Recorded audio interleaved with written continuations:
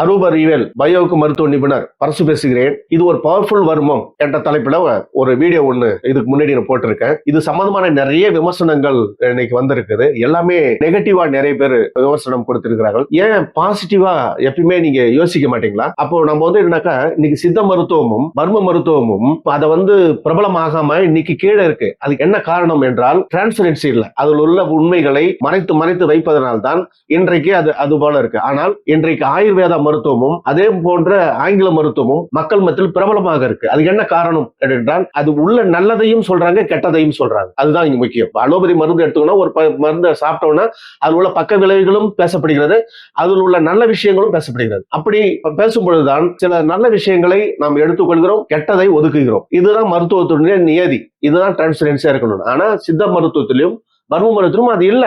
இப்பொழுது சமீப காலமா நம்ம தொடர்ந்து பல பெண்கள் சார்ந்த பிரச்சனைகள், சிறுமிகள் சார்ந்த பிரச்சனைகளை நாம நிறைய சந்திச்சு கொண்டிருக்கிறோம். இப்ப இதெல்லாம் குழந்தைகளுக்கும் சிறியவர்களுக்கும் மாணவர்களுக்கும் தெரிந்து கொள்ள வேண்டிய விஷயங்கள் தான். அதை பற்றி தெரிந்தால் மட்டுமே தன்னைத்தானே தற்காத்துக் கொள்ளவும் மற்றவர்களுக்கு இதை பயன்படுத்தி தான் தற்காத்துக் கொள்ளவும் இது பயன்படும். ஆகவே இது ஒரு விழிப்புணர்வை ஏற்படுத்துகின்ற வகையில் தான் எஜுகேஷனல் பர்பஸ், அதற்கான நோக்கத்தோட தான் இது வெளியிடப்பட்டது. நமக்கு பாசிட்டிவான விஷயங்களை பாசிட்டிவா எடுத்துக்கொள்ளுங்க, நெகட்டிவானதை ஒதுக்குங்கள். இப்ப சமீபத்துல நடந்த தேர்தல்ல திரு விஜய் அவர்கள் முதலமைச்சர். இந்த புதிய மாற்றத்தை நிறைய பேரால தாங்கிக் கொள்ளவே முடியல, சகிச்சிக்க முடியல, ஜீரணிக்க முடியல. இதுதான் உண்மை. அதனால அவரை பற்றிய பல புழுதிகளை இன்னைக்கு எல்லாரும் வீசிக்கொண்டுதான் இருக்கிறார்கள். இதை நீங்க பாக்குறீங்க. நடப்பதான நன்மைக்கே என ஏற்றுக்கொண்டு முடிக்கிறேன். அன்பு வணக்கம்.